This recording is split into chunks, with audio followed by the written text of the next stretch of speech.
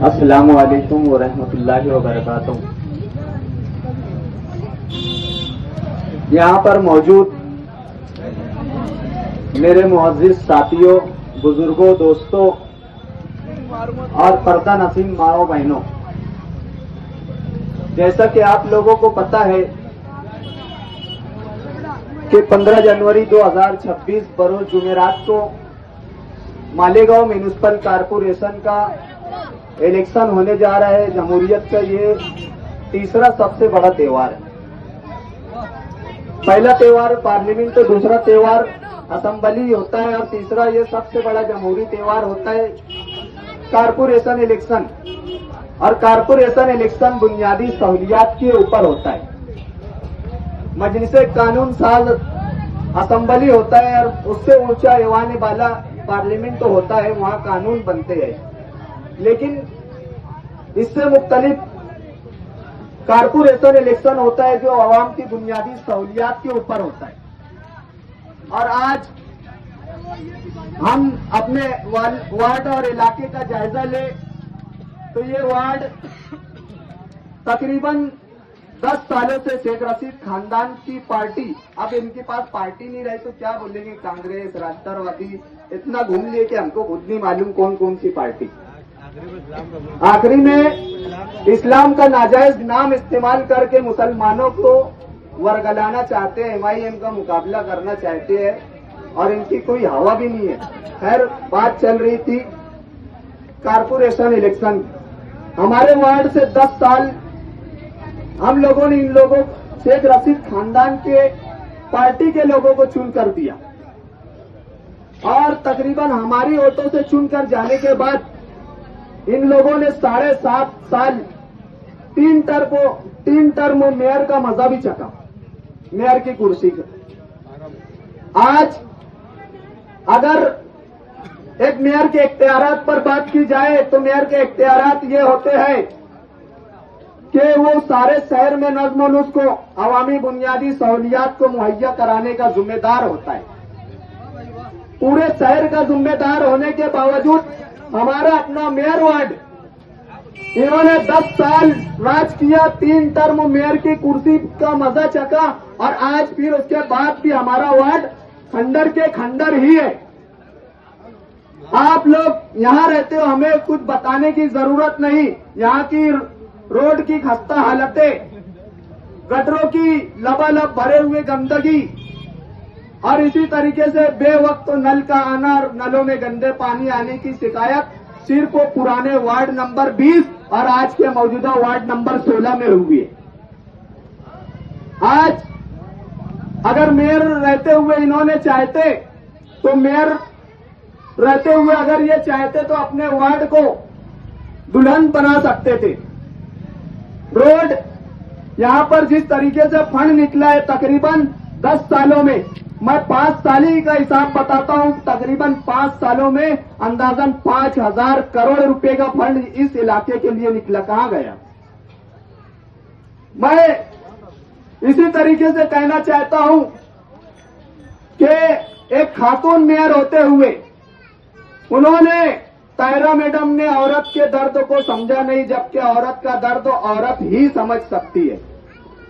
औरत को और वार्ड के आवाम को सिर्फ बुनियादी सहूलियत, गटर, लाइट, नल और अच्छी सड़क मिलना चाहिए थी, लेकिन तायरा मैडम ने इन तमाम बुनियादी सहूलियत पर तवज्जो नहीं दी और हमारे वोटों का नाजायज फायदा उठाते हुए ऐवान कारपोरेशन में तो गए लेकिन तिजोरी अपनी भरी।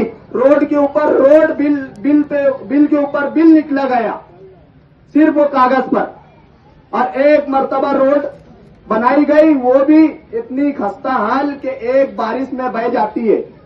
और ये सामने रोड बना है, हमने देखा है कि इसके ऊपर अभी भी काजू बादाम निकल चुके, जबकि होना यह चाहिए था कि रोड यहां पर कांच की बन जाती है। इतने कसीर तादाद में कारपोरेशन से खजाना सर्फ किया गया इस वार्ड के नाम पर। इसी तरीके से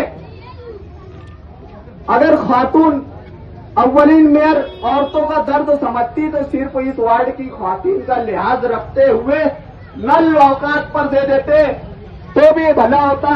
लेकिन वार्ड नंबर 16 की किस्मत बोलो या बदनसीबी बोलो कि इस वार्ड में हर हफ्ता किसी न किसी दिन नल का नागा होता है और नलों में गंदा पानी आता है, और उसके अलावा पानी रात के औकात में आता है। मेरी माँ बहनें दिन भर जो मजदूर तबका बसती है, अपने बच्चों और शौहरों के लिए खाना पकाना, उनके कपड़े धोना, बेगर जरूरियात जिंदगी के लिए वक्त तो देती है, थक हार के जब रात में सोती है तो रात में 2-2:30 बजे नल आता है। तो फिर कौन सी बुनियादी सहूलियत मिली हमें यहाँ पर? मैं आप लोगों से सवाल करना चाहता हूँ कि आप लोग की क्या मजबूरी है कि इन्हें चुनकर लाते हो? अगर आप लोग इनसे डरे सहमे हुए हो तो बैलेट पेपर पर, वोटिंग मशीन पर कैमरा नहीं लगा होता है, इनके बंदे नहीं खड़े होते हैं। आप लोग बिना झिझक अपने जमहूरी हुकूक का इस्तेमाल करें। अजान हो रही है, मैं 5 मिनट के लिए रुकता हूँ, अजान हो जाए। करता हूँ, हाथ जोड़ता हूँ कि कब तक ये बेबसी की जिंदगी गुजारोगे आप? कब तक ये खस्ता हाली जिंदगी गुजारोगे? मैं एक मिसाल देता हूँ सिर्फ गडर के ऊपर। अगर गडर की वजह से हमारे मसाइल के असबाब पर तज़किरा किया जाए और उसका सालाना बजट दवा खाने का जोड़ा जाए तो मैं समझता हूँ एक गरीब मजदूर 1.5 लाख रुपया सालाना कमाता है और 75,000 रुपया दवा खानों में भरता है। क्यों? कि ये गंदगी से लबालब भरी हुई गटरें डेंगू, मलेरिया, टाइफाइड, डायरिया और देगर मोजी इमराज का सबब बनती है। सिर्फ वो गडर के नाम पर अगर देखा जाए, कब तक ये अपने लोग ऐसी खस्ता हाल जिंदगी गुजारेंगे? आप लोगों को मैं कहना चाहता हूं कि अपने बच्चों के मुस्तकबिल के लिए, अपने बेहतर मुस्तकबिल के लिए एक मर्तबा तब्दीली लाए। आप लोगों को सोचने की सलाहियतों से महरूम कर दिया गया है। आज अगर हमारा बच्चा सेहतमंद रहेगा और अच्छी तालीम हासिल करेगा तो ये कहीं ना कहीं तब्दील होकर सरकारी नौकरियों में और सिस्टम में जाएगा, तो ये हमारे लिए सूदमंद साबित होगा। आज हमारा नौजवान यहाँ पर हमें देखने में आया है कि कुत्ता गोलियों और नसों में धूप नजर आता है। ये उनकी गलती नहीं है, ये उनके वालिदैन की गलती है। अगर वालिदैन चाहते तो अपने बच्चों पर ध्यान देते, इन लोगों के पीछे उनको लगाना नहीं लगने देते, तो आज तुम्हारा ये लगते जिगर आज तुम्हारा सहारा बनता और आज वो बोझ बना हुआ है। कितनी माएं हैं, कितनी बहनें हैं, कितनी बीवियां हैं जो अपने शौहरों के, अपनी मां के, अपनी बहनों के ख्वाब को चिकनाचूर करके बैठे हुए, सिर्फ वो नशे की वजह से। खुदारा मैं हाथ जोड़ के तमाम वालिदैन से और ऐसे भाइयों से अपील करता हूं कि नशे की लत से बचो। मुनज़्ज़िम साजिश के तहत आप लोगों को नशा आवर चीजों का आदी बनाया जा रहा है ताकि आप इनकी अंटर पंटरी करो, अंटरी पंटरी करो और उसके ऊपर कुछ सोचो ही नहीं। खुदारा मैं आपका भाई हूं, हमदर्द हूं। ये भाई जो उम्मीदवारी कर रहे हैं चारों लोग, ये आपके हमदर्द है। आप लोग एक मर्तबा अकेले में बैठकर सोचो कि आप लोग क्या कर रहे हो, किसके अपने मुस्तकबिल के लिए कर रहे हो या दूसरों की बिल्डिंग खड़ी करने के लिए कर रहे हो। ये लोग आज हमारे हुकूक पर सब खून मारते हुए हमारे दी गई वोटों पर चुनकर जाने के बाद बिजनेस करते हैं। ये ओपन बोलते हैं कि सियासत हमारा बिजनेस है। अगर हम अपनी तिजोरियों का मुंह खोलेंगे तो कोई भी वोट देने आएगा और कहीं कहीं बोलते हैं कि फरिश्ते भी वोट देने आएंगे, माज़अल्लाह। यही गुरूर, यही घमंड असेंबली में भी था, लेकिन अल्लाह की तरफ का फैसला बराबर आया। अल्लाह पाक ने वो शिकस्त दी कि 162 का दर्द हो, नींद और ख्वाब में आता उड़ उड़ के जागते होंगे कि क्या हो गया, कहाँ कमी हो गई, कहां से हम लोगों की कमी हो गई। फिरौनी दावा कर रहे थे, बस अल्लाह से मांग लेते तो मैं तो समझता जीत गए थे। मैं खुद बौखलाया हुआ फिर रहा था असेंबली में और मैं अपने दोस्तों को बोल रहा था कि यार अपने हाथ से मैदान खसक गया, लेकिन हमारे कायद हजरत मुफ्ती मोहम्मद इस्माइल कासमी ने जब मीटिंग ली दारुल खैर में कब्रिस्तान के पीछे, उन्होंने बड़े मुतमईन अंदाज में कहा कि जीत अपनी हो रही है। मैं तो हैरान था। मैंने भी तंजिया मुस्कुराहट से एक दोस्त को कहा कि यार हजरत कौन से हिसाब से बोल रहे कि अपने लोग जीत गए, लेकिन अल्लाह का फैसला था कि तकब्बुर घमंड गुरूर को चकनाचूर होना होता है, और यही हुआ। सारे असबाब असेंबली में मेरी 32 साल उम्र है और मैं सियासत पर नजर 2004 से रखता हुआ आया हूं, अल्हम्दुलिल्लाह 4 से, और बाकायदा सियासी मीटिंगों में और सियासी जलसों में 2000 से शमूलियत रखता हूं मैं। जब से मैंने इलेक्शन देखा, इस तरीके का, इस अंदाज का इलेक्शन आज तक नहीं देखा कि हिज़्ब इख्तिलाफ के लोग पोलिंग बूथ पर खड़े रहकर थर थर कांपते थे, लेकिन अल्लाह की मर्जी के आगे इनकी चली नहीं। तो मैं आप लोगों से गुजारिश करता हूं कि आप लोग भी घबराए नहीं। मुझे पता है आप लोग खुल के नहीं आएंगे, लेकिन ये उम्मीद रखता हूं कि आप लोग जब वोटिंग मशीन पर जाएंगे, पोलिंग बूथ पर जाएंगे, तो जमीर की आवाज पर लब्बैक कहते हुए मजलिस इत्तेहादुल मुस्लिमीन के चारों उम्मीदवारों को, मैं ये नहीं बोलूंगा बटन नंबर 1 2 3 4, चारों उम्मीदवारों को एकदम सुकून से बटन देके जिस निशान पर पतंग बनी हुई है उसके सामने वाला बटन एकदम इत्मीनान से दबाए।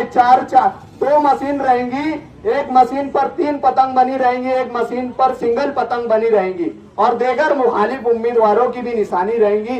मेरी माए बहने अच्छी से देखकर बिना घबराए पतंग निशान के सामने वाला बटन दबाकर मजलिस इत्तेहादुल मुस्लिमीन के चारों उम्मीदवारों को भारी अक्सरियतों से कामयाब करे और हमें खिदमत का मौका दे। इंशाअल्लाह वादा करते हैं कि आपके वार्ड का चेहरा मोहरा बदल देंगे। हम लोग ये नहीं कहते कि यार आपके वार्ड को सिंगापुर बना देंगे, सिंगाई बना देंगे, न्यूयॉर्क बना देंगे, टोक्यो बना देंगे, लेकिन बुनियादी सहूलियात के लिए जो आप लोग तरस रहे हो ना, इंशाअल्लाह उस वादे को पूरा कर देंगे। हमें पता है, और आप लोगों को पता है या नहीं, यहाँ शादी हॉल के नाम पर 57 करोड़ रुपए निकाल लिए गए, 57 काम के बिल निकाल लिए गए। उसका तकरीबन बिल मैं समझता